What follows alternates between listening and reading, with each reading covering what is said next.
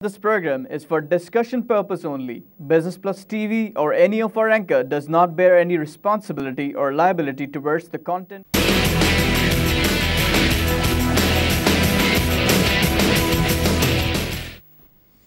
बिस्मिल्लाहिर्रहमानिर्रहीम। अस्सलाम वालेकुम नाज़रीन, कराची मरकज़ से मैं हूँ आपका मेज़बान खलील अहमद। आप देख रहे हैं प्रोग्राम आप और कारोबार। दुनिया में अगर हम ह्यूमन डेवलपमेंट के हवाले से बात करें कि जी ह्यूमन डेवलपमेंट इंडेक्स आपके इल्म में है कि 2013 में 2014 में 187 कंट्रीज़ की जब हम बात करते हैं तो पाकिस्तान की रैंकिंग वाज 146। दुनिया में ऐसे भी ममालिक हैं जिनमें स्विट्ज़रलैंड की बात कर लें, ऑस्ट्रेलिया की बात कर लें, तो टॉप पे आते हैं कि जी वहाँ पे एजुकेशन लेवल भी सुपर्ब है। हेल्थ की अगर हम बात करें तो फैसिलिटीज़ एक्स्ट्राऑर्डिनरी है, इंफ्रास्ट्रक्चर बहुत ज़बरदस्त है। अब जब इंफ्रास्ट्रक्चर की बात करते हैं तो ये कहा जाता है कि जी अगर आपने ज़्यादा सरमायाकारी इंफ्रास्ट्रक्चर में की है और ह्यूमन डेवलपमेंट में आपने इन्वेस्टमेंट नहीं की है, सरमायाकारी नहीं की है, पैसे उस पर ख़र्च नहीं किए, तो वो जो आपने इंफ्रास्ट्रक्चर बनाया है वो किसी काम का नहीं होगा। हम अक्सर पाकिस्तान में कहते हैं कि जी सड़कें टूटी हुई हैं, हेल्थ का निज़ाम बिल्कुल अच्छा नहीं है, गवर्नमेंट रन इंस्टीट्यूशंस अगर एजुकेशन के हवाले से बात करें, तालीम के हवाले से, तो उसमें कोई हमें बेहतरी नज़र नहीं आती। कई सालों से हम इस हवाले से चीखते रहें, लेकिन एक अहम चीज़ जिस पे फोकस रखने की ज़रूरत है कि इंफ्रास्ट्रक्चर के बिल्कुल साथ साथ ये भी हमें फोकस रखना चाहिए कि हम ह्यूमन डेवलपमेंट में, तालीम पे कितनी ज़्यादा तवज्जो दे रहे हैं। रिसेंटली हमने देखा कि अगर हम ओवरऑल बात करें तो PSDP की एलोकेशन जो अगले माली साल के लिए की गई है वो 800 बिलियन रुपीज़। टोटल अगर हम बात करें डेवलपमेंट बजट की तो 1.6 ट्रिलियन रुपीज़ बहुत बड़ा अमाउंट है, लेकिन अगर ये प्रॉपर ख़र्च हो ठीक तरीके से और तमाम की तमाम चीज़ें इंफ्रास्ट्रक्चर के साथ साथ अगर हम तालीम पे भी तवज्जो दें, ह्यूमन डेवलपमेंट भी तवज्जो दें, तो काफ़ी ज़्यादा हम बेहतर तरीके से तरक्की कर सकते हैं, आगे जा सकते हैं। अब एक और चीज़, तो दुनिया में जब मैं मेगा सिटीज़ की बात करता हूँ जो बहुत बड़े बड़े शहर हैं, तो दुनिया के 23 मेगा सिटीज़ में जब मैं देखता हूँ तो 5 मेगा सिटीज़ साउथ एशिया में, अब Karachi being one of them. फिर अब यहाँ पे जब हम बात करते हैं तो हमें ये चीज़ नज़र आती है कि जी अनइवन अर्बनाइजेशन है, पॉपुलेशन शिफ्ट तो होती है, देहातों से गाँव से लोग शहरों की तरफ आते हैं और पूरी दुनिया में होता है। अमेरिका की हम बात करते हैं अक्सर, दुनिया की सबसे बड़ी इकॉनमी, 18 ट्रिलियन अमेरिकन डॉलर्स की नॉमिनल GDP। एक वक्त था कि 99% पॉपुलेशन उनकी देहातों में रहती थी, सिर्फ 1% पॉपुलेशन आहिस्ता से। आज अगर हम बात करें तो अमेरिका की 75% पॉपुलेशन शहरों में रहती है और 25% पॉपुलेशन उनकी आबादी देहातों में रहती है। और अगर हम पाकिस्तान के हवाले से बात करें या साउथ एशिया में ज़्यादातर ममालिक की बात करें तो जो हमें परसेंटेज लगती है कि शहरों में तकरीबन 40% और देहातों में तकरीबन 60% हमारी आबादी रहती है। अब अनइवन अर्बनाइजेशन की जब हम बात करते हैं तो हम फिर इन चीज़ों को भी देखते हैं कि जी शहरों पे बोझ तो बढ़ता जा रहा है, लेकिन क्या हम फैसिलिटीज़ दे रहे हैं? तालीम के हवाले से हमने कभी सोचा है? ह्यूमन डेवलपमेंट के हवाले से सोचा कि जी HR को जब डेवलप करेंगे आप एम्प्लॉयमेंट अपॉर्चुनिटीज़ तो जनरेट करेंगे, लेकिन उसके लिए लोग भी तो होने चाहिए जिनको आप अपॉइंट करें। इस हवाले से हुकूमत अभी तक कितनी ज़्यादा कामयाब रही है, और साथ ही साथ अगर हम प्राइवेट सेक्टर की बात करें, आम बंदों की बात करें, हम अपनी बात करें तो हम कितना काम करें इस हवाले से ताकि हमारे मुल्क में तरक्की हो। इन तमाम चीज़ों पे बात करेंगे। इसी हवाले से आज हमें स्टूडियो में ज्वाइन किया है डॉक्टर सैयद खुसरो इकबाल साहब। आप हेड ऑफ़ ह्यूमन रिसोर्स हैं the general tyre and rubber company of Pakistan limited. Khusro, program को खुशामदीद कहते हैं। बिस्मिल्लाह, thank you very much Khalil for calling me in. You are always welcome. सबसे पहले ये बताएं कि क्या वाकई हमारे मुल्क में हम अभी तक ख़ास तौर पे ह्यूमन डेवलपमेंट के हवाले से काम करने में नाकाम रहे हैं या बेहतर हमने काम किया है? इसलिए कि जब मैं रेमिटेंसेस देखता हूँ पिछले माली साल में तो 18.5 बिलियन अमेरिकन डॉलर्स की रेमिटेंसेस दुनिया भर से आई। इस माली साल में तो कोई 20 बिलियन अमेरिकन डॉलर्स आ सकती हैं, लेकिन जब मैं बात करता हूँ तो लोग कहते हैं कि जी ज़्यादातर अनस्किल्ड लोग हैं जो मुख्तलिफ ममालिक में गए हैं, वो बेसिकली पढ़े लिखे लोग नहीं हैं। अगर हम इन्हीं लोगों को स्किल्स प्रोवाइड करते, वोकेशनल इंस्टीट्यूट्स होते, ह्यूमन डेवलपमेंट में काम करते, तो ये 18.5 बिलियन अमेरिकन से 20 बिलियन अमेरिकन डॉलर्स की हम बात नहीं कर रहे होते, हम 60 से 70 अरब डॉलर की बात कर रहे होते। Do you agree with that? जी, I do agree with that because अगर आप देखिए कि आपके यहाँ जो ह्यूमन रिसोर्सेज है उसको अभी तक प्रॉपर यूटिलाइज़ नहीं किया गया। हमारे पास यूनिवर्सिटीज़ हैं जो ग्रेजुएट्स से बना रही हैं, मगर जो हमारी इंडस्ट्री है उसके अंदर कोई एक्सपेंशन नहीं है, जिसकी वजह से आपके पास सैचुरेशन लेवल बहुत ज़्यादा बढ़ता जा रहा है। और ये सेचुरेशन लेवल का बढ़ना ही बेसिकली माइग्रेशन या ब्रेन ड्रेन का सबब बनता है, क्योंकि आपके पास लोग मौजूद हैं पढ़े लिखे, लेकिन वो बेसिकली यहाँ पे यूटिलाइज़ नहीं हो पाते, तो जिसकी वजह से कहते हैं ना पानी अपना रास्ता खुद तलाश करता है।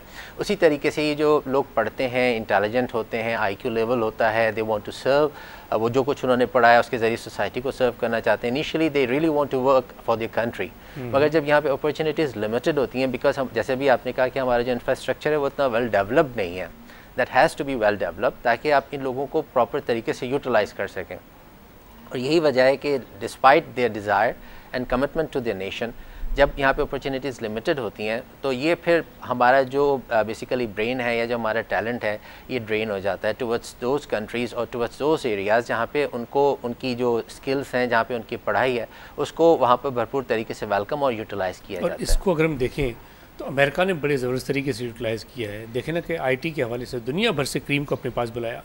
फिर अगर हम देखें तो इस वक्त इंडिया और चाइना कोशिश करें कि उनके लोग जो दूसरे ममालिक में काम करें उनको अपने ममालिक में बुलाएं, ताकि वो अपने मुल्क की खिदमत कर सकें बेहतर तरीके से। जी, अमेरिकन्स आई एग्री कि उसमें IT के हवाले से भी they are very much cautious and conscious, लेकिन इसके अलावा अगर आप देखिए, आप स्पोर्ट्स में चले जाइए, आप अदर देन एजुकेशन चले जाइए, जिसके पास भी कोई अच्छी स्किल है, चाहे वो अ परफॉर्मर है, it could be related to arts और एथलेटिक्स और व्हाटएवर, जो बेहतरीन टैलेंट दुनिया में मौजूद है वो उसको एक्सेप्ट करने के लिए तैयार हैं।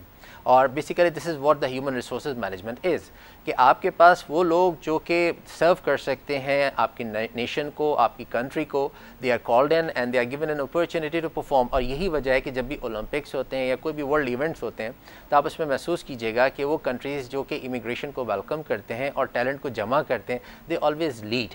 और इसके अंदर कोई मुज़ायका भी नहीं है, क्योंकि उनके पास अपॉर्चुनिटीज़ भी हैं, उनके पास इंफ्रास्ट्रक्चर भी है, उनके पास ओपनिंग्स भी हैं। और हमारे पास जो टैलेंट है या उनका जो अपना टैलेंट है या दुनिया में कहीं पे भी जो टैलेंट है वो उसको बेस्ट यूटिलाइज़ करना जानते हैं, because they know what is the importance of right person for the right job. और आप वहाँ पे अगर जाके देखिएगा तो आप यूरोप अमेरिका के साथ अभी हम कंपेयर करेंगे तो हमें बहुत डिफरेंसेस मिलेंगे, क्योंकि यूरोप और अमेरिका में इवन जो छोटा भी ट्रेड है उसकी बाकायदा ट्रेनिंग होती है। जैसे अभी आपने वोकेशनल ट्रेनिंग का नाम लिया, उसकी बाकायदा सर्टिफिकेशन होती है और उसकी बुनियाद पे वो उसको जॉब दी जाती है। और वहाँ पे कोई जॉब छोटी नहीं होती, वहाँ पे हर जॉब जो होती है उसका एक पर्पस है, और जब तक वो जॉब वो पर्पस कर रही है, they are really paid and they are given all the benefits and respect in the society.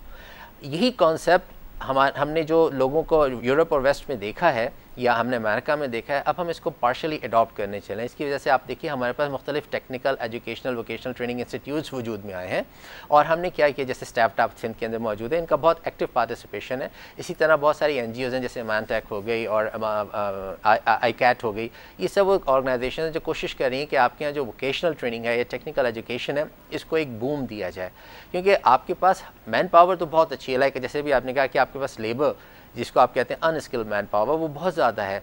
अब उसको स्किल्ड आप कैसे बनाएंगे, तो उसके लिए आप, मुझे बड़ी खुशी होती है देख के, और हम as a company, as General tyre and rubber Company, हम इसके अंदर इन सारी ऑर्गेनाइजेशंस के साथ मूव कर रहे हैं कि हम ये टेक्निकल एजुकेशन को कॉमन कर सकें। और जब तक हमारे पास ये टेक्निकल नो हाउ और स्किल्स कॉमन नहीं होंगी, उस वक्त तक आप अपने मैन पावर को बेस्ट यूटिलाइज़ नहीं कर सकेंगे। यूटिलाइज़ तो आप कर रहे हैं, जैसे भी आपने इंट्रो में बताया आपने कि you are getting good money on it, you people are just going and serving abroad, लेकिन बेस्ट यूटिलाइजेशन का जहाँ तक ताल्लुक है, they have to have those skills, those professional skills, technical skills, जिससे के ज़रिए से उनका आउटपुट बढ़ जाए।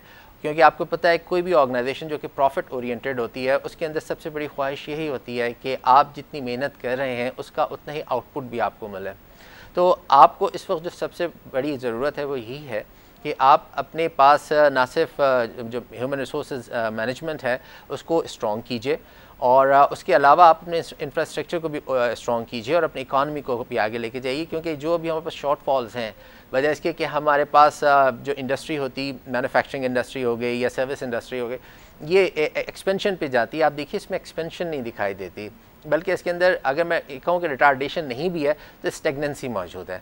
यहाँ पे बहुत सारी कंपनियाँ जिस जगह पे खड़ी थी आज भी वहीं खड़ी हैं, उसकी बहुत सारी वजूहात हैं, सिविक फैसिलिटीज़, एनर्जी क्राइसिस है, इकोनॉमिक्स है मुल्क की, और दूसरे पॉलिटिकल कंडीशंस हैं, आई एग्री विद दैट। मगर ये सारी पोजीशंस, ये सारी चीज़ें जो हैं उन कम ममालिक में भी हैं जो कि कम तरक्की याफ्ता हैं, जैसे कि मलेशिया हो गया, जैसे कि सिंगापुर हो गया, जैसे कि जापान हो गया, जैसे कि चाइना हो गया। And they are helping themselves कि वो उस चीज़ से बाहर कैसे आते हैं, क्योंकि ये चीज़ें एकदम ख़त्म नहीं हो सकती, इन चीज़ों को ख़त्म होने में वक्त लगेगा, और उस वक्त के दरमियान आप अपनी ह्यूमन रिसोर्स को आज़ाद या खाली नहीं छोड़ सकते, you have to utilize them, क्योंकि यही ह्यूमन रिसोर्स आपको मुल्क की तरक्की में मदद देगी। जैसे कि अभी आपने जिक्र किया कि आपके पास बाहर से जो रेमिटेंस आती है या जो आपका कंट्री में आपका जो कंट्रीब्यूशन होता है in terms of skills, in terms of professional support to the company and societies, तो I think this is a right move कि हमने अब टेक्निकल और वोकेशनल एजुकेशन की तरफ मूव करना शुरू किया है। हम उनको रिकग्नाइज भी कर रहे हैं, सर्टिफाई भी कर रहे हैं, और उनको अच्छे तरीके से इंडस्ट्रीज़ में इस्तेमाल भी कर रहे हैं। अच्छा, लेकिन अगर मैन्युफैक्चरिंग सेक्टर की बात करें, आप समझते हैं कि हमारे पास वाकई हम देखिए अक्सर कहते हैं कि we need to change the mindset and we need to change the skill set also. Skill set actually जो रिक्वायरमेंट है किसी भी जॉब के लिए, आप समझते हैं कि हम उस स्किल सेट को हासिल करने के लिए कोई तकद्दो कर रहे हैं, ऐसे इंस्टीट्यूट्स हैं या फिर ऑन द जॉब ट्रेनिंग वाकई ऐसी हो रही है कि एक बंदे ने कोई कंपनी ज्वाइन की, वहाँ पे वाकई ऐसे मेंटोर्स हैं जो उसे सिखाते हैं, एंड इन अ ईयर और so the person may replace the people who have been working for years. देखिए बेसिकली हम जब इंडस्ट्री की बात करते हैं, because we are profit oriented people around, तो आप महसूस कीजिएगा कि ज़्यादातर इंडस्ट्रीज़ जो हैं, अगर उसका हम देखें 96 to 97% वो मैन पावर होती है जिसके पास एक्सपीरियंस और ऑलरेडी स्किल्स होती हैं। उनको एक तरीके से सिर्फ और सिर्फ इंडस्ट्री के लिहाज से या उस कंपनी के लिहाज से मोल्ड करना होता है। इट्स सॉर्ट ऑफ, इसको हम HR में ओरिएंटेशन कहते हैं। We give an a little orientation and a little of training so that वो हमारे लिए ज़्यादा प्रोडक्टिव हो सकें। हमारे पास हमारी कंपनी में भी ऐसा है, दूसरी कंपनीज़ में भी ऐसा है कि आजकल एक नया रुझान आया है कि हम इंटर्नशिप्स देने लगे हैं, हम मैनेजमेंट ट्रेनिंग ऑफिसर्स रखने लगे हैं, और इसके साथ साथ लो लेवल पे जिसको आप लेबर स्टेज कहते हैं, वहाँ पे हमने अप्रेंटिसशिप भी देनी शुरू की है, जिसकी वजह से काफ़ी हमारे पास स्किल लोग सामने आने लगे हैं, और उन लोगों को भी मौका मिलने लगा है जिनके पास तजर्बा नहीं है, because nobody comes up with born experience. आपको इंडस्ट्री, आपको माशरा, सब तजर्बे यहीं से हासिल होते हैं। तो हमने कुछ ऐसे स्कीम शुरू की हैं जिसके अंदर हम उन लोगों को जो कि बिल्कुल तजर्बेकार नहीं होते, लेकिन उनके पास पढ़ाई और सेट ऑफ स्किल्स मौजूद होता है जिसको हम बेस्ट यूटिलाइज़ कर सकते हैं। हमें सिर्फ और सिर्फ उनको एक तरीके से एक आइडिया देना है कि how they are useful to us and how can we benefit them as well. ये रेसिप्रोकल होता है। तो उसके लिहाज से हमारे पास भी और इंडस्ट्री में एक ही चेंज आई है कि हम उन लोगों को भी मौका देने लगे जिनके पास तजर्बा नहीं है, अंडर डिफरेंट स्कीम्स। अच्छा, अब वो लोग जो तजर्बेकार होते हैं, जो सेट ऑफ स्किल्स के साथ एक किसी इंडस्ट्री में दाखिल होते हैं, जैसे मैंने आपको कहा, उनको मेंटोरिंग की इतनी ज़रूरत नहीं होती है। उनको बेसिकली एक कल्चर ओरिएंटेशन की ज़रूरत होती है कि बेसिकली जिस जगह मैं काम करने जा रहा हूँ वहाँ पर रिक्वायरमेंट्स क्या हैं, job other than job description, क्योंकि सिर्फ job description is not everything जो आप एक वर्क एनवायरनमेंट में फॉलो करते हैं। You have to have a good understanding of the culture around, you have to have a good understanding of the people around, you have to have a good understanding of exactly what the objectives are in terms of quality and quantity both।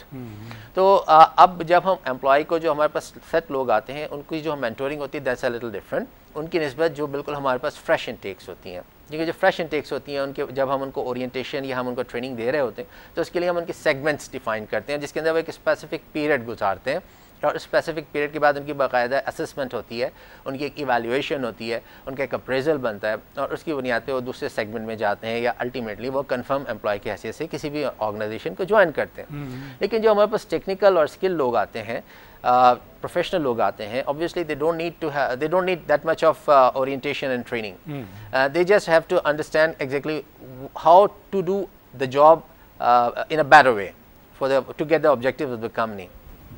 तो हम उनको मुख्तलिफ़ तरीक़ों से orientation इस हवाले से देते हैं कि उनको कल्चर बताते हैं, हम उनको उनकी जॉब स्कोप के बारे में आगाही देते हैं, और हम कल्चर के हवाले से काफ़ी ऐसी कंपनीज़ हैं जो आई नो कंपनी के जहाँ पे वो कहे, एक वक्त था जो कहते थे कि जी कोई भी बंदा किसी भी अटायर में कंपनी में आ सकता है, अगर अंग्रेज़ी नहीं भी आती तो नो इश्यूज़ एट ऑल। लेकिन उसी कंपनी ने जब चेंज किया और अपना हेड ऑफिस भी एक जगह से चेंज करके एक पॉश एरिया में ले गए, तो वहाँ वो चाहते हैं कि हमारे पास ऐसे एम्प्लॉयज़ हों जिनके अटायर, उनकी जो ड्रेसिंग है वो बड़ी अच्छी होनी चाहिए, they should know how to carry themselves. Secondly उनके बाल वाल भी ज़रा अच्छे होने चाहिए, कि जो अक्सर, and in addition to that they want the people to be fluent in English also, ताकि वो जब किसी से बात करें, चाहे वो अपने क्लाइंट से बात करें, the people who walk into the office, तो एक लास्टिंग इंप्रेशन उन पे आए। तो ये जो चेंज ऑफ कल्चर है, इसमें there are so many people who can not actually go along with this, तो उनको फिर वो कंपनी छोड़नी पड़ती है। डू यू थिंक ये जब चेंज आती है कल्चर की, तो इसका इम्पैक्ट उन लोगों पे लाजमी आता है जो we been there in the companies for years? बहुत अच्छा सवाल किया आपने। बेसिकली यहाँ पर ह्यूमन रिसोर्सेज का रोल शुरू होता है। देखिए, दो तरीके की जॉब्स होती हैं। एक वो जॉब है जिसके अंदर आपकी पब्लिक डीलिंग होती है, या एक वो जॉब है जिसके अंदर आप बिल्कुल टेक्निकली स्किल्ड होना चाहिए। जैसे आप एक मशीनिस्ट हैं, जैसे कि आप एक प्लम्बर हैं, जैसे कि आप इलेक्ट्रीशियन हैं, जैसे कि आप एसीज़ के ऊपर काम करते हैं, एयर कंडीशनर्स को बनाते हैं, वर्कशॉप्स में काम करते हैं, ऑटो वर्कशॉप्स में काम करते हैं। यहाँ पे जॉब नेचर की बड़ी इंपॉर्टेंस होती है। जब हम इंटरव्यू करते हैं तो हम ऑब्वियसली एक पर्सनालिटी असेसमेंट भी करते हैं, नॉलेज असेसमेंट भी करते हैं, और बेसिकली हम उसका एक कल्चर मैच भी देख रहे होते हैं। उसके अंदर हम असल में इसी तरीके से डिवीज़न करते हैं कि वो जॉब्स जहाँ पे हमारे पास हमें एम्प्लॉयज़ की ज़रूरत है जो कि अच्छे तरीके से टेक्निकल स्किल्ड होते हैं। We don't focus basically on the attire, क्योंकि यूजुअली एक प्रॉपर यूनिफॉर्म होता है। It could be of any type. भी कंपनी अब कल्चर के लिहाज से बनाती है, टी शर्ट्स भी देती हैं, फुल शर्ट्स भी, फुल स्लीव शर्ट्स भी देती हैं, हाफ स्लीव भी, वेदर के लिहाज से, कल्चर के लिहाज से होता है। तो uniform is the requirement for this type of positions, जहाँ पे आपकी टेक्निकल स्किल्स की हमें ज़रूरत है। Exactly, we are not very much into के how do you speak to. जैसे जैसे आप आगे ग्रोथ लेते हैं, जैसे जैसे आप प्रमोट होते हैं, या जैसे जैसे आपकी प्रोग्रेशन होती है, करियर प्रोग्रेशन होती है, तो वहाँ पे फिर हमारी जो कंपनीज़ होती हैं, उमूमन जो प्राइवेट सेक्टर में, फिर हम उनको क्या करते हैं, हम उनको वो स्किल्स देखते हैं जो उनके अंदर नहीं है, लेकिन उनकी आगे ग्रोथ के लिहाज से ज़रूरत है। फिर हम उनके लिए कुछ दो तरीके से ट्रेनिंग्स अरेंज करते हैं। होती हैं इंटरनल ट्रेनिंग्स, जिसको इन हाउस ट्रेनिंग्स भी कहते हैं, और ऑन जॉब ट्रेनिंग्स भी होती हैं, और दूसरी होती हैं एक्सटर्नल ट्रेनिंग्स। हमारे पास बहुत सारी कंपनीज़ हैं जहाँ पे बहुत अच्छे इंटेलिजेंट और हाईली क्वालिफाइड लोग आए हैं, बाहर से का भी एक्सपोजर है, और अंडर डेवलप्ड कंट्रीज़ का भी उनके पास एक्सपोजर है। They know exactly how to deliver the knowledge. तो उन्होंने ट्रेनिंग इंस्टीट्यूट्स खोले हैं, and they come up with their training brochures, their flyers, they send them to us. फिर हम उसको अपने लिहाज से इवैल्यूएट करते हैं। जैसे हमारी ट्रेनिंग नीड एनालिसिस होती है, उसके ऊपर हम एक रिपोर्ट बनाते हैं जिसको हम TNAR कहते हैं, ट्रेनिंग नीड एनालिसिस रिपोर्ट। उसके अंदर हम मुख्तलिफ तरीके से क्लासीफाई करते हैं based on the skills, based on the trainings needed, और जो उसका करियर पैथवे है, उसमें हम ये देखते हैं कि आने वाले वक्तों में एम्प्लॉय को, चाहे वो किसी भी लेवल पे काम कर रहा है, it could be a beginners level, it could be a mid career, और it could be a senior level, वहाँ पे जो आगे उसने ग्रोथ लेनी है, वहाँ पे उसकी रिक्वायरमेंट्स क्या हैं। अब इस पर एक सवाल है कि there are so many company, जहाँ मैंने ऑब्जर्व किया है, कोई कहते हैं कि जी अगर इन लोगों को जो हमारे पास काम कर रहे हैं, अगर इनको हमने ट्रेनिंग पे भेजा, या डेवलपमेंट जो लॉन्ग टर्म है कि मास्टर डिग्री के लिए भेजा, या बाहर भेजा कि जी जाएं आप कोई 1-2-3 महीने की ट्रेनिंग करके आएँ, जब वो वापस आते हैं तो ज़ाहिर है उनके प्रोफाइल में एक एडिशन तो हो जाता है, तो उसकी वजह से उनको बेहतरीन अपॉर्चुनिटीज़ मिल जाती हैं। अब यहाँ अक्सर लोग कहते हैं कि जी बैंकिंग सेक्टर पाकिस्तान का जब हम बात करते हैं, तो ज़्यादातर बैंकर्स को फॉरेन कंट्रीज़ में, ख़ासतौर पर मिडल ईस्ट में, बेतहाशा ज़बरदस्त अपॉर्चुनिटीज़ मिलती हैं। ज़्यादातर अकाउंटेंट्स को बेतहाशा ज़बरदस्त अपॉर्चुनिटीज़ मिलती है, इसलिए कि एक तो हमारे अकाउंटेंट्स, पाकिस्तान के accountants and bankers are really considered a kind of hot cake. बहुत ज़्यादा उनको लाइक किया जाता है दुनिया भर में कि जी ये वाकई काबिल लोग हैं। इंजीनियर्स डॉक्टर्स की तो हम अक्सर बात करते थे कि जी पाकिस्तान के इंजीनियर्स डॉक्टर्स ने दुनिया भर में अपना लोहा मनवाया, लेकिन अब हम अकाउंटेंट्स और बैंकर्स की भी बात करते हैं। तो जब एक कंपनी में एक बंदा काम कर रहा है और वहाँ उसने कुछ ट्रेनिंग की, कुछ डेवलपमेंट हुई, उसकी मेंटर्स के ज़रिए उसने काफ़ी चीज़ें सीखी, और जब उसको कहीं बेहतर अपॉर्चुनिटी मिलती है तो वो मूव होता है। तो जो एग्जिस्टिंग कंपनी है वहाँ पे कोई हार्ड फीलिंग्स वगैरह तो लाजमी। देखिए, बेसिकली मैं आपको बताऊँ, एक नया कॉन्सेप्ट आया है। वो कॉन्सेप्ट है कि हम ट्रेनिंग को एक्सपेंस नहीं, इन्वेस्टमेंट कहते हैं। Great. देखिए, बात यह है कि ये एक कहना चाहिए बूमरैंग है। अगर जब हमारे पास से कोई कहीं जाता है तो कहीं से कोई हमारे पास भी आता है, क्योंकि हम किसी पोजीशन को खाली नहीं रखते। और जब आप ट्रेनिंग में इन्वेस्ट करते हैं तो आपका जब एम्प्लॉय किसी दूसरी जगह जाता है तो वो एक आपकी अच्छी रेपुटेशन लेके जाता है। People I think excellent answer. लेकिन अब इस पर एक सवाल कि जब हम रिक्रूटमेंट और सिलेक्शन की बात करते हैं तो ज़्यादातर जो रिक्रूटमेंट प्रोसेस है, आप समझते हैं कि कौन सी ऐसी सोर्स है जिसको ज़्यादा यूटिलाइज़ किया जाता है रिक्रूटमेंट के हवाले से? हम अक्सर कहते हैं कि जी प्राइवेट कंपनीज़ हैं, पब्लिक कंपनीज़ हैं, न्यूज़पेपर एडवर्टीजमेंट के ज़रिए, फिर आजकल तो सोशल मीडिया के ज़रिए, कंपनी की वेबसाइट के ज़रिए, रेफरल्स के ज़रिए। तो ज़्यादा इफ़ेक्टिव मोड फॉर रिक्रूटमेंट आजकल कौन सा है? देखिए ज़्यादातर जो चीज़ें इस्तेमाल होती हैं वो रेफरेंस होती है और जो न्यूज़पेपर एडवर्टीजमेंट्स होते हैं ये बेसिकली अभी तक हमारे यहाँ ये कॉन्सेप्ट मौजूद है, लेकिन आप यूरोप अमेरिका में जाए तो अब इस वक्त हेड हंटर्स और एजेंसीज काम करती हैं, रिक्रूटिंग एजेंसीज जो ये काम करती हैं। लेकिन वो ज़्यादा महंगे नहीं पड़ते? बेसिकली डिपेंड करता है कंपनी कल्चर के ऊपर। ऐसा होता है कि आपके पास ह्यूमन रिसोर्सेज डिपार्टमेंट जो है आप उसको इस्तेमाल करना चाहते हैं ह्यूमन कैपिटल डेवलपमेंट के अंदर या ऑर्गेनाइजेशनल डेवलपमेंट के अंदर या ऑर्गेनाइजेशन बिहेवियर के अंदर, तो आप कहते हैं कि बेसिकली जो बेसिक फंक्शंस हैं वो आप उसको आउटसोर्स कर सकते हैं, लेकिन जो उसके बाद एडवांस फंक्शंस हैं ह्यूमन रिसोर्सेज डिपार्टमेंट के हवाले से और आप चाहते हैं कि आपके पास उतने लोग मौजूद हों जिसको आप कहते हैं जो ज़्यादा बेस्ट सर्व कर सकते हैं, तो ये जो बेसिक रिक्रूटमेंट एंड सिलेक्शन का प्रोसेस होता है ये आप हाफ आउटसोर्स कर देते हैं। उनका काम ये होता है कि वो रेज्यूमे सेलेक्ट करते हैं, उसके बाद कैंडिडेट्स को इनिशियल इंटरव्यूज़ करते हैं, उनकी प्रॉपर डॉक्यूमेंटेशन देखते हैं और उसके बाद वो फॉरवर्ड करते हैं 2 से 3 रेज्यूमेस टू द कंपनी। अब इसमें आपकी फॉर एग्जाम्पल एक कंपनी है, आप एज एंटरप्रेन्योर पाकिस्तान में काम कर रहे हैं, पाकिस्तान में आप एम्प्लॉयमेंट जनरेशन में काफ़ी ज़्यादा हेल्प आउट कर रहे हैं। आप ये बताएं कि जब आप एक काम कर रहे हैं और आपने सरमायाकारी भी कर दी, तो अब आपको जो बेस्ट ह्यूमन रिसोर्स चाहिए उसके लिए the easiest way, the best way कौन सा है? अगेन बेसिकली आपके यहाँ 2 चीज़ें होती हैं। एक तो ये होता है कि आप अपने यहाँ सक्सेशन डेवलपमेंट करते हैं, ठीक, सो उसमें which is very essential, which is very important, like it's very significant as well, क्योंकि उससे आपको 2 चीज़ें मिलती हैं। एक तो जैसे अभी आपने कहा रिटेंशन बढ़ जाती है हमारे एम्प्लॉय को पता होता है कि उसका करियर पाथवे क्या है, उसको डेवलप किस तरीके से होना है, आप उसको अपॉर्चुनिटीज़ भी दे रहे होते हैं इन टर्म्स ऑफ डेवलपमेंट और इन टर्म्स ऑफ करियर ग्रोथ, तो ऑब्वियसली आपका रिटेंशन लेवल बढ़ जाता है।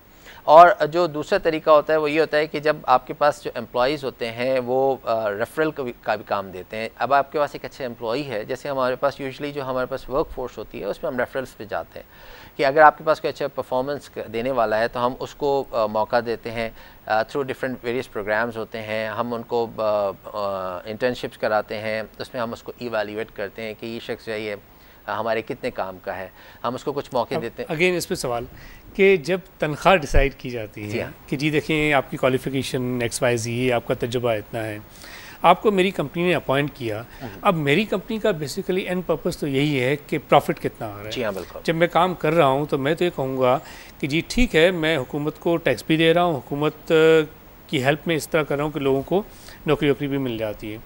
अब ये जो जैसे हुकूमत ने रिसेंटली बजट में अनाउंस किया कि जी मिनिमम वेज पाकिस्तान में अगले माली साल में जो है वो 13,000 से बढ़ा के 14,000 कर दिया। 14,000 रुपीज़ अगर मिनिमम वेज है तो ज़ाहिर उसका कुछ क्राइटेरिया को होगा कि किसी बंदे को जब अपॉइंट किया, हुकूमत ने तो कह दिया कि अगले माली साल में आपने 14,000 से कम नहीं देना है, लेकिन जब मैंने डिसाइड करना है तो क्या क्या ऐसी स्किल्स उस बंदे में होनी चाहिए। सेकेंडली कि based on the skills how do you decide कि इनको इतने पैसे मिलने चाहिए, ये मार्केट रेट सैलरी वगैरह का कॉन्सेप्ट है। Lovely, great.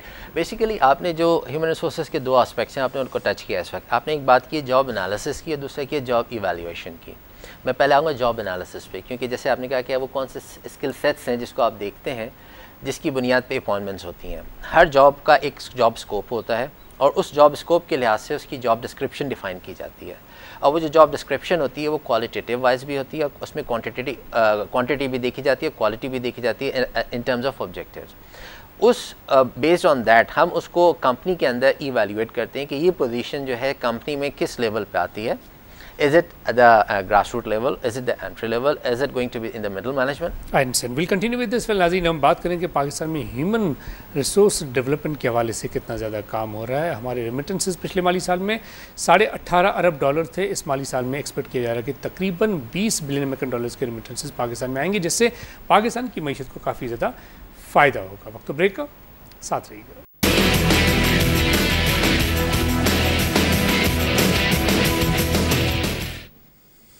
वेलकम बैक नाज़रीन, बात करें कि ह्यूमन रिसोर्स डेवलपमेंट के हवाले से कितना काम हो रहा है पाकिस्तान में, कंपनीज़ कितना ज़्यादा कंट्रीब्यूशन इस हवाले से करेंगी, जो लोग कंपनीज़ को ज्वाइन करते हैं, ऑर्गेनाइजेशंस को ज्वाइन करते हैं, वहाँ पे कितना ज़्यादा वो सीखते हैं। और फिर हम रेमिटेंसेस के हवाले से बात कर रहे थे कि पाकिस्तान में हम देख रहे हैं कि पिछले कोई अगर 10 साल की हम फिगर्स को देखें तो विद एवरी पासिंग ईयर इजाफा काफ़ी है। ज़्यादातर पाकिस्तानीज़ मिडल ईस्ट में, अरब पेनिनसुला में ही जाते हैं काम करने के लिए। अगर तकरीबन 60 से 70 लाख पाकिस्तानी दुनिया भर में काम कर रहे हैं और अगर हमें 19-20 अरब डॉलर्स की रेमिटेंसेस आ रही हैं तो इसको बढ़ाने के लिए क्या इकदाम किए जाने चाहिए वोकेशनल इंस्टीट्यूट्स के हवाले से। फिर हमारे जो प्रोफेशनल्स हैं, ख़ासतौर पे हम बात करते हैं अक्सर अकाउंटेंट्स की, बैंकर्स की।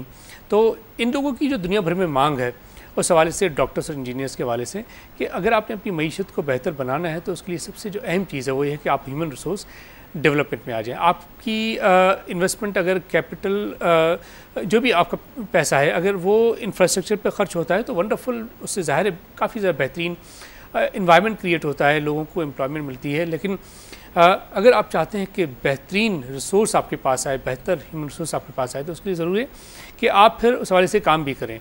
आपके स्कूल्स भी इतने अच्छे होने चाहिए, आपके यूनिवर्सिटीज़ कॉलेजेस भी इतने अच्छे होने चाहिए, आपके वोकेशनल इंस्टीट्यूट्स भी इतने अच्छे होने चाहिए, जो प्रोफेशनल बॉडीज़ हैं उनमें भी इतने बेहतरीन तरीके से काम होना चाहिए ताकि आपको एज मिले दुनिया भर में। वो ज़ाहिर कॉम्पिटेंसी की जब बात की जाती है, स्किल्स की बात की जाती है, तो बहुत ज़्यादा अहम किरदार होता है इन तमाम चीज़ों का। एक वो बंदा जिसके पास कोई स्किल ही नहीं है तो वो आपकी इकॉनमी पे एक किस्म का बर्डन होता है, लेकिन वो लोग जो स्किल्ड होते हैं वो आपकी इकॉनमी को बेनिफिट पहुंचाते हैं क्योंकि उनका कंट्रीब्यूशन होता है आपकी इकोनॉमिक डेवलपमेंट के हवाले से। क्या वजूहात हैं कि हम अक्सर कहते हैं कि जी इंडिया में तो तकरीबन 75 बिलियन अमेरिकन डॉलर्स तक आते हैं एक साल में, और चाइना में तकरीबन 71 बिलियन अमेरिकन डॉलर्स आते हैं। हमारी टोटल जो बैन अक़वामी तिजारत है, हम इंपोर्ट और एक्सपोर्ट की बात कर लें तो वो हार्डली कोई 70 अरब डॉलर की है, लेकिन चाइना में सिर्फ हम जब रेमिटेंस की बात करते हैं तो 70 अरब डॉलर से ज़्यादा है। पाकिस्तान में अगर हम इस हवाले से काम करें, ख़ासतौर पे स्किल डेवलपमेंट के हवाले से काम करें और हायर एजुकेशन पे ज़्यादा फोकस रखें, तो हम ख़ास तौर पे ये जो रेमिटेंस की हम बात करते हैं, अगर हमारी स्किल वर्कफोर्स बाहर जाएगी तो हमें काफ़ी ज़्यादा बेनिफिट इस हवाले से मिलेगा। ये बताएं खुसरो कि हम जब अभी बात करते थे ब्रेक से पहले कि जी हम सैलरी सर्वे के हवाले से, कि अब स्किल बंदा, क्वालिफाइड बंदा एक ऑर्गेनाइजेशन छोड़ के दूसरी ऑर्गेनाइजेशन में जब जाता है तो ज़ाहिर है वो सैलरी का एलिमेंट तो उसमें होता है। Certainly part of thought process salary ज़रूर होती है, but it's not the ultimate. Right, क्योंकि कंपनी का ब्रांड भी बहुत ज़्यादा it is very important. Like आप जिस कंपनी में मूव करने जा रहे हैं उसका कंपनी रेपुटेशन क्या है, क्योंकि ऑब्वियसली आप किसी ऐसी कंपनी में एंड अप नहीं करना चाहेंगे कि जिसके बाद आपको रिकग्निशन मार्केट में ना मिले। बिकॉज हम जब भी जॉब करते हैं तो हम एक मार्केट रिकग्निशन मांगते हैं, हमारी एक रेपुटेशन डेवलप होती है और जो हमें सीनियर पोजीशंस पे भी काम देती है, मिडिल प्रोफाइल भी बनता है, प्रोफाइल आपका बिल्कुल बनता है, and you really deserve for that as well, क्योंकि आप मेहनत कर रहे होते हैं। तो इसमें कोई शक नहीं कि कंपनी का प्रोफाइल बहुत अहम होता है, कंपनी की रेपुटेशन बहुत अहम होती है, और सैलरी का भी एक फैक्टर होता है जिसके ऊपर लोग उमूमन सोचते हैं। मगर आप अगर मल्टीनेशनल कंपनीज जो पाकिस्तान में काम कर रही हैं, अगर आप वहाँ पे देखते हैं सैलरी स्ट्रक्चर, तो आप महसूस कीजिएगा कि जो दूसरी कंपनीज हैं जो कि मल्टीनेशनल नहीं है बल्कि लोकल कंपनीज़ हैं, वहाँ पे सैलरीज उनकी निस्बत या तो उनसे थोड़ी कम है या उनके जितनी ही है। मगर आप प्राइवेट सेक्टर में अगर देखते हैं उन कंपनीज़ को जो कि ज़्यादातर लोकल ओनरशिप के साथ काम कर रही हैं, and they are not serving, they are just serving the Pakistan, not the other region as well, तो उनके यहाँ पे पैकेट ज़्यादा होते हैं। उसकी एक सबसे बड़ी वजह यही होती है पे पैकेट ज़्यादा देने की, क्योंकि उनके पास दूसरे बेनिफिट्स लिमिटेड होते हैं, एक्सपोजर लिमिटेड होता है, एक्सपीरियंस लिमिटेड होता है, जबकि मल्टीनेशनल कंपनीज हैं वो तनख्वाहें इतनी नहीं देती जितनी कि ये लोकल ओनरशिप्स वाले कंपनीज दे रही होती हैं कंपैरेटिवली, क्योंकि उनको पता है कि इनके पास करियर डेवलपमेंट है। जब एक एम्प्लॉय उनके पास आता है उसको पता होता है कि कितने साल में उसकी क्या मूव्स होनी है, उसके पास एक पूरा ट्रेनिंग कैलेंडर होता है उनके ह्यूमन रिसोर्स डिपार्टमेंट के पास, जिसके ज़रिए उनको ट्रेनिंग्स दिलवाई जाती हैं, करियर ग्रोथ दी जाती है, उनकी परफॉर्मेंस मैनेजमेंट होती है, उसके मुख्तलिफ तरीके होते हैं और उसके हवाले से वो फिर उनको आगे लेके चल रहे होते हैं। तो उमूमन जब लोग आप देखेंगे कि मल्टीनेशनल से अगर वो मूव करते हैं तो they move to the multinational.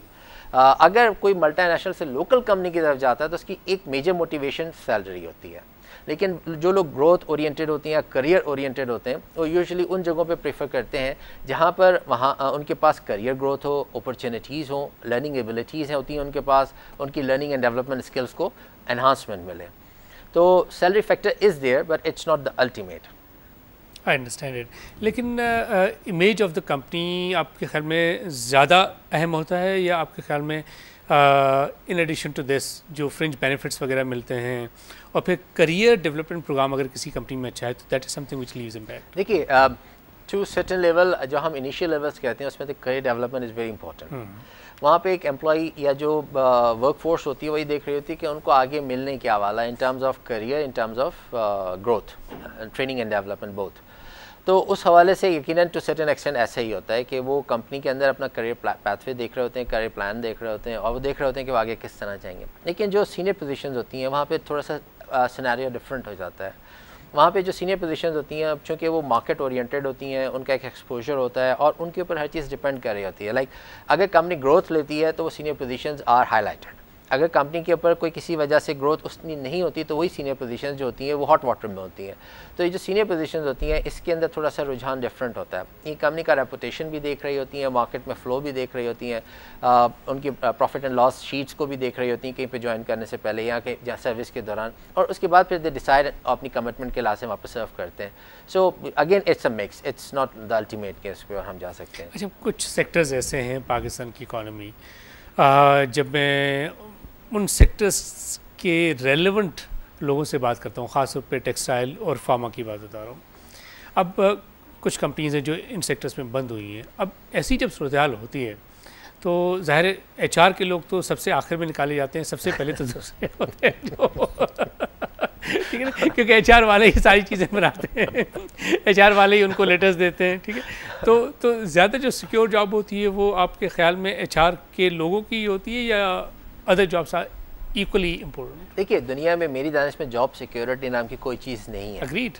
क्योंकि basically it's your skills and abilities, आप कहाँ परफॉर्म कर सकते हैं। देखिए, एक आदमी होता है कि जिसने जॉब नहीं छोड़ी होती तो लोग उसको ऑफर करते हैं, इसको हम हेड हंटिंग कहते हैं, जिसके ज़रिए से आप बेहतरीन, इट्स नॉट नेसेसरी कि आप टॉप नॉचेस के लिए हेड हंटिंग कर रहे हो, अब अगर टेक्निकल पोजीशंस के लिए भी हेड हंटिंग कर रहे होते हैं, क्योंकि आपको पता होता है कि उन पोजीशंस को चलाने के लिए जो क्वालिफिकेशन एंड एक्सपीरियंस चाहिए वो एक पर्टिकुलर पर्सन के अंदर पास मौजूद है। So you just go and head Hunt him, और फिर उसकी अपनी डिमांड्स होती हैं, आप उसको पूरा करते हैं, that person comes and stay with you. अगर वो अपनी मौजूदा जॉब से डिससेटिस्फाइड है या 100% सेटिस्फेक्शन नहीं है उसके पास। लेकिन अगर आप उसके अलावा जाते हैं तो आप ये महसूस कीजिएगा कि जो हेड हंटिंग है उसके अलावा जो प्रोफेशनल चीज़ें मौजूद हैं उनकी एक अपनी जगह बिल्कुल अहमियत मौजूद है, और उसी की रोशनी में लोग आगे फैसले करते हैं and they just grow with, जैसे जैसे वो अपनी प्रोफेशनल एबिलिटीज़ को बढ़ाएंगे, स्किल्स को बढ़ाएंगे, वैसे वैसे उनको जॉब की कभी प्रॉब्लम नहीं आएगी। जैसे मैंने आपको बताया कि जॉब में होते हुए लोगों को ऑफर होती है, और बाद लोग ऐसे होते हैं कि हकीकत बता रहा हूँ आपको, मेरी एक बड़े अच्छे दोस्त हैं, अच्छा नहीं लगता नाम लेना, अपना कारोबार कर रहे हैं। जब मैंने उन्हें कहा कि यार आप अपने एम्प्लॉयज़ की डेवलपमेंट के लिए क्या काम करते हो, तो and he is very well established, export करते हैं, कहने लगे यार देखें मैं इनकी डेवलपमेंट के लिए क्यों काम करूं, इसलिए कि मैं इनको तनख्वाह देता हूं, इन्होंने कोई भी क्वालिफ़िकेशन हासिल की उसके बदले में उनको जॉब मिली है और तनख्वाह मिल रही है, अब डेवलपमेंट की कोई ज़रूरत ही नहीं, मैं कोशिश करता हूं कि जितना इनको निचोड़ सकता हूँ अब ये जो माइंडसेट है दैट इज़ नेगेटिव। देखिए, ये बहुत कम पाया जाता है। मैंने इंडस्ट्री में अमूमन जो अच्छे एंटरप्रेन्योर्स हैं या जो अच्छे एम्प्लॉयर्स हैं उनके पास ये माइंडसेट नहीं देखा।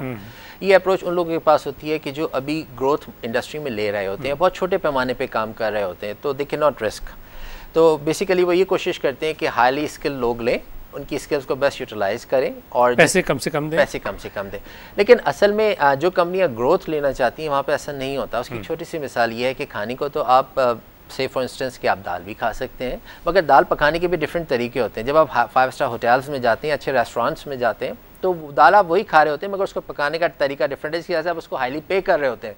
वो दाल जो आप घर में पका सकते हैं, but if you go to the good restaurants and other 5 star hotels you pay more for that, because उसका टेस्ट और उसका स्टाइल डिफरेंट है, प्रेजेंटेशन डिफरेंट है, एटमॉस्फेयर डिफरेंट है। तो यही हाल एम्प्लॉय का भी होता है। आप एक एम्प्लॉय से काम तो ले सकते हैं, मगर उस काम से आप कैसे अपनी ऑर्गेनाइजेशन को बेनिफिट दिलवाएंगे, उसके लिए आपको उसको ग्रूम करना बहुत ज़रूरी है, और ग्रूम करने के लिए आपको इंडस्ट्री और सराउंडिंग एनवायरनमेंट्स का जानना ज़रूरी है।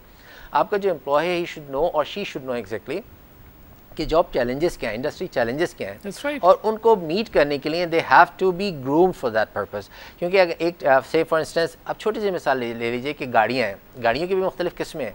अब एक आदमी जो कि एक छोटी से रिक्शा ट्राई साइकिल के ऊपर काम करता है, अगर आप उसको गाड़ी की इंडस्ट्री में लाएंगे तो काम तो वो जानता है, मगर उसको वहाँ पर लाने के लिए अपने स्किल्स को एडवांस बनाना पड़ेगा। इसी तरीके से so and so fourth. So basically जो लोग ये माइंडसेट रखते हैं वो अभी ग्रोथ की पोजीशन में ना होते हैं, ना उन्होंने सोचा होता है। उनका काम होता है डेली बेसिस पे, जैसे आप कहते हैं एड हॉक काम कर रहे होते हैं कि हम लेकिन वही एंटरप्रेन्योर जब वो ग्रोथ प्रोसेस में आता है और they start getting growth on it, तो आप देखेंगे उनका माइंडसेट चेंज हो जाता है and they start thinking the way जिस तरीके से वो लोग जो कामयाब हुए हैं उनकी तरह वो भी सोचने लगते हैं। सो ये माइंडसेट इनिशियली तो होता है लाइक जो छोटे छोटे एंटरप्रेन्योर्स होते हैं, लेकिन as long as they grow and they are in the stream of growth, तो वो उसी तरीके से फिर सोचने और काम करने लगते हैं जिस तरीके से बड़ी कंपनियां कर रही हैं। अब पाकिस्तान में अगर हम देखें तो दो चार चीज़ें देख के हम बड़े श्योरली कह सकते हैं कि in the days to come Pakistan की इकोनॉमिक डेवलपमेंट बहुत ज़बरदस्त तरीके से आगे बढ़ेगी। एक तो ये कि हम China Pakistan economic corridor 46 billion American dollars के बात कर रहे हैं, जिसमें ज़ाहिर रोड रेल, फिर इसके अलावा हम जो मुख्तलिफ एनर्जी के प्रोजेक्ट्स हैं, इंफ्रास्ट्रक्चर के प्रोजेक्ट्स हैं, इनको देखते हुए यही लगता है कि in the days to come इंशाल्लाह, बल्कि इट्स फॉर श्योर कि पाकिस्तान में वंडरफुल इकोनॉमिक डेवलपमेंट होनी जा रही है। इन एडिशन टू दैट अगर देखें तो हम अक्सर बात करते हैं कि जी 65,000 रजिस्टर्ड कंपनीज़ हैं पाकिस्तान में, उनमें ज़्यादातर जो है वो लॉसेस में हैं, लेकिन अब ये लग रहा है कि कुछ बेहतरी आ रही है। फिर हम जब कैपिटल मार्केट की बात करें तो पाकिस्तान स्टॉक एक्सचेंज में हम इससे देख रहे हैं कि मार्केट का लेवल 38,000 से ज़्यादा का हो गया, इमर्जिंग मार्केट का स्टेटस मिल गया है। इन तमाम चीज़ों को देखते हुए वी कैन ईजीली प्रेडिक्ट कि in the days to come Pakistan में एम्प्लॉयमेंट अपॉर्चुनिटीज़ भी ज़्यादा होंगी और ज़्यादा से ज़्यादा कंपनीज रजिस्टर भी होंगी। अब इसके लिए जो एक बड़ा चैलेंज हो सकता है कि क्या आपके पास वो रिक्वायर्ड ह्यूमन रिसोर्स मौजूद है या नहीं, इसके लिए तैयार हैं हम? देखिए, इसके लिए कोशिशें बिल्कुल जारी हैं। जैसे मैंने आपसे कहा कि अब पहले आप देखिए पाकिस्तान में गिनी चुनी यूनिवर्सिटीज़ होती थी जहाँ से स्टूडेंट्स ग्रेजुएशन करते थे, मास्टर्स करते थे। अब उनकी तादाद बढ़ गई है, जैसे हमारी पॉपुलेशन भी बढ़ रही है। इसी के साथ मैंने जैसे अभी माजी में हमने रिसेंट पास्ट में हमने देखा कि गवर्नमेंट ने कोशिश की है कि ऐसे इंस्टीट्यूशंस डेवलप किए जाएँ जहाँ पे टेक्निकल स्किल्स को जो है कॉन्सेप्ट भी दिया जाए, जिनके पास नहीं है उनको उस स्ट्रीम लाइन में लाया जाए, जिनके पास वो स्किल्स मौजूद हैं उनको ग्रूम करके उनको लाइसेंसिंग तरीके से उनको मार्केट में काम करने का मौका दिया जाए। ऑब्वियसली जिस तरीके से हम कोशिशें कर रहे हैं एज एन इंडस्ट्री और एज एन ट्रेनिंग ऑर्गेनाइजेशंस, इसमें थोड़ा सा वक्त तो लगेगा और उसके लिए फिर हमारे पास काउंटर मेजर्स होंगे। अब जैसे जैसे इंडस्ट्री में अभी तो फ़िलहाल हमारे पास एक स्टेगनेंसी है। आप महसूस कीजिएगा ह्यूमन रिसोर्स में जब हम बैठे होते हैं तो वहाँ पे हम ये महसूस करते हैं कि एक जब हम जॉब अखबार में देते हैं या हम उसका अनाउंसमेंट करते हैं through any social media, through the personal references, through the personal contacts, whatever, then we get heaps of application on them. और उस एप्लीकेशंस में दो तरीके की एप्लीकेशंस होती हैं, एक रेलेवेंट होती हैं और एक इररेलेवेंट होती हैं। मैंने सेइंग इररेलेवेंट, इसके मायने नहीं होते कि वो बेसिकली क्वालिफाइड लोग नहीं होते या स्किल्ड लोग नहीं होते, रेलेवेंट एक्सपीरियंस या रेलेवेंट एक्सपोजर नहीं होता, जिसकी वजह से I am calling them irrelevant. Otherwise they are very much competent enough और यकीनन प्रोडक्शन और प्रोडक्टिविटी में वो बहुत अच्छे होंगे।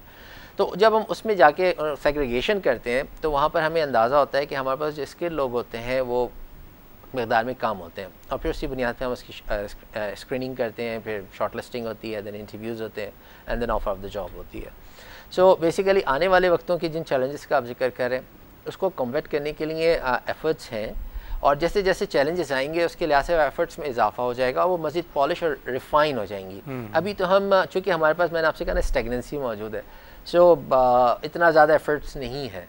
अभी जो हमारा एक सेट पैटर्न है हम इसी पे काम करें। अभी सिर्फ हम इसको ग्रेजुएट्स प्रोड्यूस कर रहे हैं जो जिसकी वजह से मार्केट में स्टेगनेंसी आ गई है। लेकिन जैसे जैसे हमारे पास अपॉर्चुनिटीज़ बनेंगी तो फिर उसी लिहाज से हम उनको भी अपनी ट्रेनिंग्स को भी मोर रिडिफाइन करेंगे, स्पेसिफिक करेंगे और उसी के लिहाज से हम अपना जो हमारा मैन पावर है उसको डेवलप करेंगे और उसको हम स्ट्रीम लाइन में लाएंगे। सो ये दोनों साथ साथ चलेंगी। अभी तो एक ग्रोथ है और जब वो ग्रोथ की को डायरेक्शन मिल जाएगी तो उसी तरीके से उसके अंदर एक्सपर्ट्स आएंगे, उसमें प्रोफेशनल्स आएंगे और उसमें स्किल वर्कमैन आएगा। कंपनीज़ CSR के लिए तो काफ़ी अमाउंट एलोकेट करती हैं।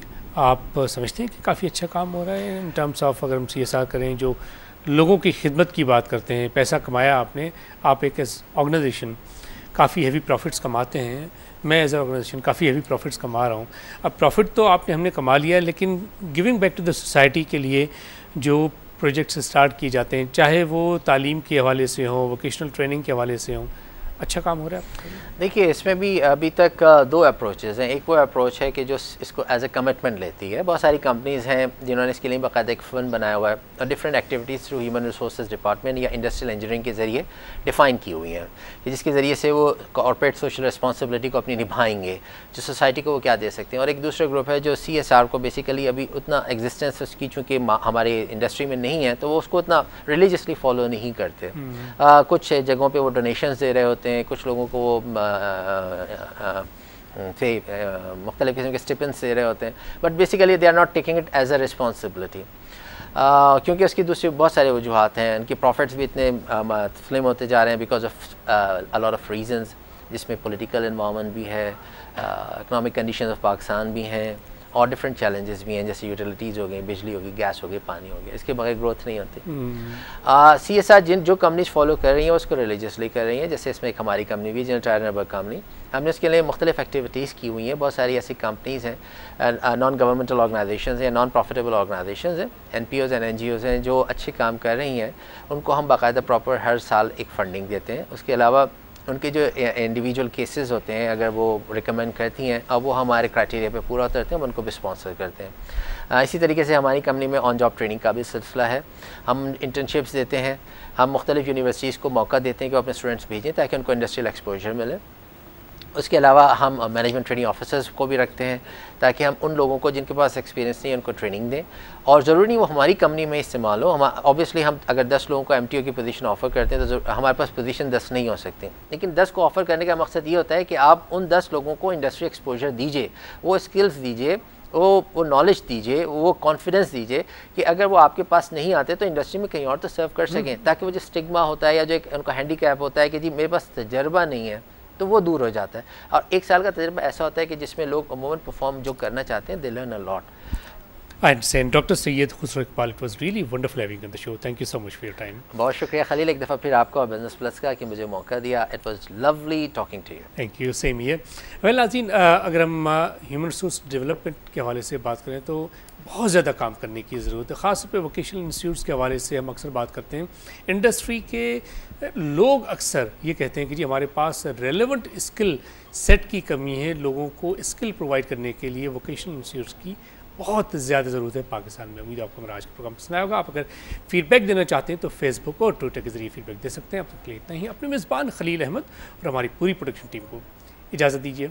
अल्लाह हाफ़िज़।